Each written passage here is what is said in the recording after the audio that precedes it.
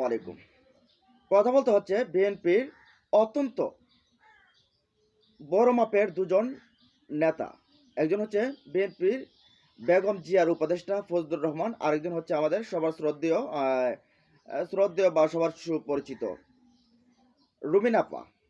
এখন তারা কি আসলে বিএনপি নাকি আওয়ামী লীগের মুখপাত্র? এটা নিয়ে কিন্তু খটকা লাগছে। মাঝে, মাঝে এখন এরা যখনই কথা বলছে তখনই দেখবেন বিএনপির লাখ, লাখ ভোট কমছে। কেন বলছি, আপনারা যদি তাদের কথার বা তাদের বক্তব্যের কমেন্ট বক্সে যান তাহলে আপনারা একটু দেখতে পারবেন যে বিএনপির কর্মীরাই তাদেরকে নিয়ে কি বলছে। ফজলুর রহমান সাহেব, তিনি ভাটি অঞ্চলের মানুষ। তিনি জীবনের বেশিরভাগ সময়টাই কাটিয়েছেন আওয়ামী লীগের হয়ে। আওয়ামী লীগের হয়ে নির্বাচন করেছেন, নির্বাচনে জয়ীও হয়েছেন, সেখান থেকে এমপিও হয়েছেন। পরবর্তীতে হয়তো বা বনবনা হয় না বা পাগলাম ভাবটাবের কারণে হয়তো বা তাকে দল থেকে বের করে দিয়েছে বা তিনি চলে আসছেন। যে কোনো কোনো কিছুর একটা হবে। কিন্তু আমরা দেখলাম ৫ই আগস্টের পর, ৫ই আগস্টের আগে তাকে তেমন আমরা দেখতে পাই নাই। তার কথাবার্তা আমরা তেমন একটা শুনতে পাই নাই বা শোনার সুযোগও হয় নাই বা তিনি মঞ্চে তেমনভাবে আসেনও না হয়তোবা। কিন্তু ৫ই আগস্টের পর আমরা যত দিন যাচ্ছে ততই দেখছি তিনি বিএনপির একজন আওয়ামী লীগের একজন খাস মুখপাত্রের মতো কথা বলছেন। যখন ৩২ নাম্বার ভাঙা হলো শেখ মুজিবের, তখন বলছেন যে এটা তো বিশাল বড় মব। এটা অন্যায় হয়েছে, শেখ মুজিবের বাড়ি ভাঙা, এটা কি মানা যায়? বরঞ্চ তিনি বলছেন যে শেখ মুজিবের ওই যে স্মৃতিচারণের যে জায়গা সেখানে ৩২ নম্বরে গিয়ে তিনি ফুল দিবেন।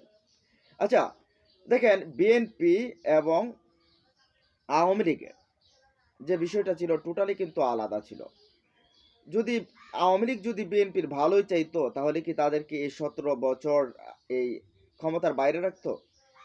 তাহলে কি তাদের উপর তাদের এই যে স্থানীয় নেতাদের উপর অত্যাচারের স্টিম রোলার চলতো? এটা আমার মনে হয় না। যদি বিএনপিকে এত ভালোই বাসতো আওয়ামী লীগ, তাহলে এটা আমার মনে হয় না যে এটা করতো। বিএনপির সিনিয়র নেতাদের কথা আমরা বাদ দিই। লক্ষাধিকের উপর কিন্তু মামলা ছিল নেতাকর্মীদের উপর। কিন্তু এই বিএনপির চেয়ারপারসনের উপদেষ্টা হয়ে আওয়ামী লীগের মুখপাত্রের মতো কথা বলছেন বিএনপির এই ফজলুর রহমান সাহেব।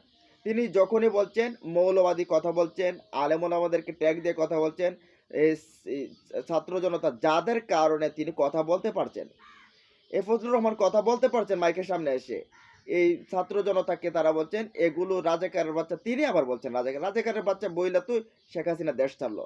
তিনি আবার বলছেন রাজাকারের বাচ্চা, এরা আমার নাতিপুতির বয়সের, এরা কি বুঝে?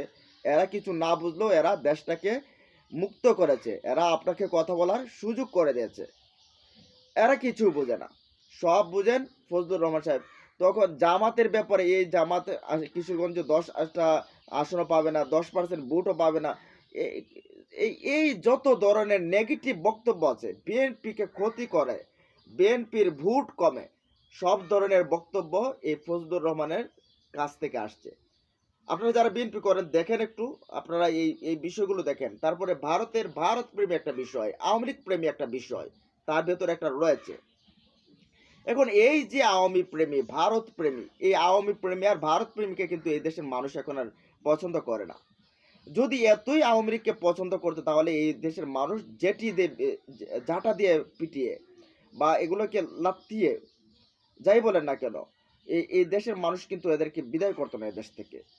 এখন যদি নতুন আওয়ামী লীগ সাজার চেষ্টা করে এইসব নেতাদের দ্বারা বা এইসব নেতারা, তাহলে তো তাদের অবস্থা বিএনপিকেও তাই এই অবস্থাতেই পাঠাবে তারা। আচ্ছা, ধরেন এই ফজলুর রহমান সাহেবের তো কিছু কথা বললাম, আমরা দেখলাম রুমিন ফারহানা, তিনি যেন আবার পুনর্বাসনের কথা বলছেন, যেন মনে হচ্ছে যে আওয়ামী লীগকে এখন যা হচ্ছে সবই মব। এখন যা হচ্ছে সবই মব। এর আগে ৫ই আগস্টের আগে যেগুলো হয়েছিল এগুলো মব না, এগুলো আসলে মব ছিল না। এগুলো যে এই যে ক্রস ফায়ার করে হত্যা করা, তারপরে সরাসরি গুলি করে মেরে ফেলা, ২৪-এর আন্দোলনে এই যে এত হত্যাকাণ্ড, এগুলো আসলে তার কাছে যেন কোনো কিছু বিষয় ছিল না। এখন যা হচ্ছে সব কিছুতে মব, সব কিছুতে মব, সব কিছু বিচার বহির্ভূত হত্যাকাণ্ড, সব কিছুতেই একটা না একটা গন্ধ পাচ্ছে। এই ছাত্র জনতার দোষ, এই ডক্টর ইউনূসের দোষ। আওয়ামী লীগের ব্যাপারে তার একটা সফট কর্নার, আওয়ামী লীগের ব্যাপারে তিনি খুবই নরম। দেখেন ৩২ নম্বর ভাঙা, এটা নাকি বিশাল একটা মব হয়ে গেছে। যে 32 নাম্বার থেকে স্বৈরাচার তৈরি হয়েছিল সেই 32 নাম্বার ভাঙা নাকি বিশাল একটা মব হয়ে গেছে।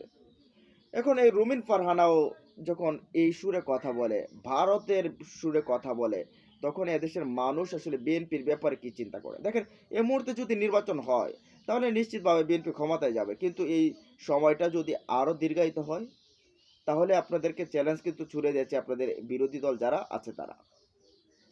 জামাত ইসলাম বলেন, ইসলামী আন্দোলন বলেন বা তাদের সাথে সাথে অন্য যারা এনসিপি যারা আছে তারা যদি এক সাইডে চলে যায়, তাহলে আপনাদেরকে হয়তোবা হিসাব কষতে হবে। এখন যখন আওয়ামী লীগের সুরে যখন এই নেতারা কথা বলে, যখন ভারতের সুরে এই নেতারা কথা বলে, তখন বিএনপির কাছ থেকে কিন্তু মানুষের বিশ্বাসটা উঠে যাচ্ছে। দেখবেন তারা প্রতিদিনই যখন এই বক্তব্য দেয়, সেখান থেকে কিন্তু দেখবেন তাদের ভোট কমছে, তাদের ব্যাপক পরিমাণে ভোট কমছে। এখন এই নেতা লইয়া বিএনপিকে পার হতে পারবে? এদেরকে এই গুরুত্বপূর্ণ দায়িত্বে কিভাবে রাখি তো আমাদের মনে হয় বুঝে আসে না। ফজলুর রহমান সাহেব বিএনপির চেয়ারপারসনের উপদেষ্টা, তিনি এই জায়গায় কেমনে থাকে? রুমিন ফারহানা গুরুত্বপূর্ণ একজন মেম্বার, তার যে এই নীতি নির্ধারণী ফোরাম রয়েছে তার সেখানে হয়তোবা এই জায়গার ভিতরে কেমনে এরা ভাই বুঝে আসে না। এখন বিএনপিকে কারা ডুবাচ্ছে না এটা জনগণ কিন্তু ভালো জানে, আর আপনারাও যারা হাইকমান্ড আছেন আপনারাও ভালো জানেন, তারেক রহমানও ভালো জানেন। কিন্তু কাদের কারণে বিপদে পড়তে যাচ্ছেন বা পড়বেন, এখন সিদ্ধান্তটা আপনাদের। যাই হোক, এই বিষয়গুলো নিয়ে আপনাদের মতামত আপনারা জানিয়ে দিন। কোনো ভালো থাকুন, সুস্থ থাকুন। আল্লাহ হাফেজ।